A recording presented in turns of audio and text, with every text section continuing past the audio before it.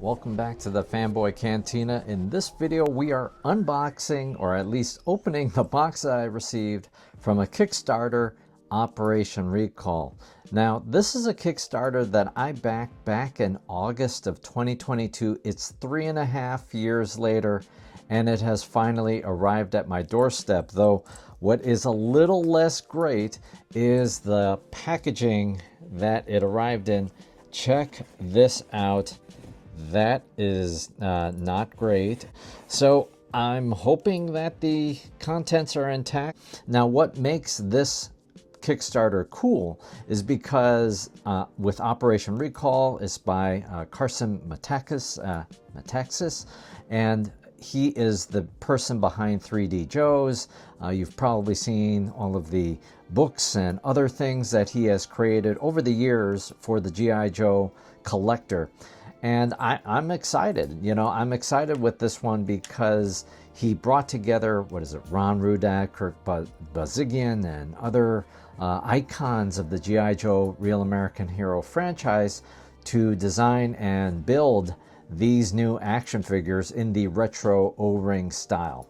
So I can't find my box cutter at the moment, so okay, that was really badly done. But okay, it is double boxed. That makes me really, really happy. And kudos to the team over at 3D Joe's, or the Operation Recall folks, for doing the double box treatment.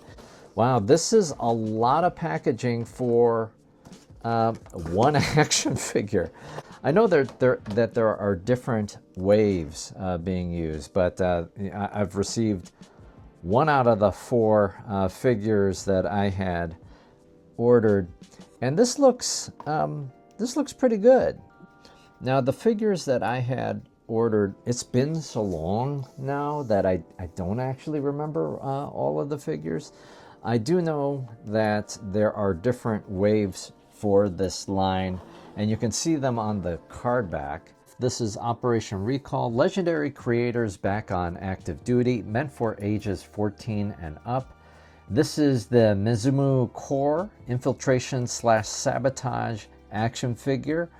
And you know, just right off the bat, I love the look of this, right? It's a great looking retro styled action figure. I like the artwork on the left hand side. It's a uniquely designed figure here, right? I like the colors. I like the look of this. But what matters most is the action figure itself. And I think you know, first impressions, I think the action figure looks pretty good. Let's try to get in a little bit closer. I very much like the head sculpt, very unique, you know, imposing, intimidating face design, and you can see the eyes in that figure.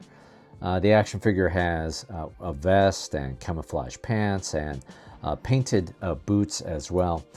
Just in terms of the figure and how it's situated in the bubble, because of that top knot, I've shaken the figure around, and I've just I don't think I can get it to be more upright in the bubble, and that's perfectly fine. We've got the machine gun with the bipod on the left hand side, as well as a machete.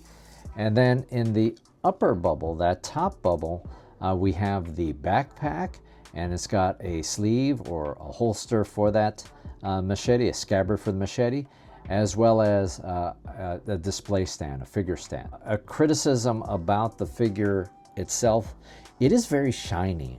I wish it wasn't as shiny as it is, right? It's shiny certainly in the face, right? And that's true around the rest of, well, I guess you can't really see it. Well, but yeah, there you go. You can see the reflection off of the side of the head as well. So, you know, the head is quite shiny. Perhaps the vest isn't quite shiny because of that, how would you describe it, that surface on the vest. But the arms are shiny, and the legs are shiny as well. I'll be very curious if the rest of the figures are in this line are as shiny as that. Kind of a feature that you may not easily see in the arms, or the sculpt work in the arms. If you look at the card art, you can see those scars right on the figure's arms. And you can see that a little bit in the figure itself, right? I think I can see that in the figure itself. Maybe a little bit hard to see, but there is a little bit of texture in the arms. So overall impressions, yeah, I think are positive, and I give 3D Joe's a lot of credit for launching this in the first place, and going through the long road to get this to market. If we look at the card back, a lot of creativity. Some of them may echo certain figures from the Real American Hero line, but overall I think there's a lot of creativity here, and that is what attracted me to this Kickstarter. That's why I backed it. And then if we look at the bottom, we also have a very detailed file card. That is very cool. And so it's the Mzimu Corps from various countries, and it's the so-called Ghost Corps of Orthros, a sort of cult within a cult. And well, you can read the rest. Yeah, I think this looks really good.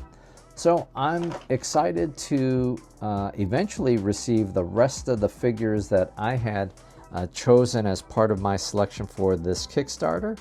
But first impressions, I think, are generally positive. I do wish that it wasn't as shiny as it is. Let me just bring this up for comparison, right? If you've got like Big Lob from the Super 7 line, right? There's a little bit of a shine to the action figure, but not nearly as shiny as this one. It's just how things are produced differently. So overall, I think first impressions are generally good. I'm very much looking forward to the rest of the figures that I backed, and I wish them the best in continuing to advance this line. If you are interested in getting your own Operation Recall action figures, we'll have a link down in the description where you can buy. I think a number of action figures are readily available right now, and so you can pick those up. Yeah, that's it. All right, well, I'm very glad that this action figure was not beaten up in the box. I'm very grateful that they did the double boxing treatment. Does seem like a little bit of a waste, or a lot of a waste, right, to go through all those lengths for one action figure, but I do appreciate that they went that extra mile. All right, thanks so much for watching. This has been the Fanboy Cantina.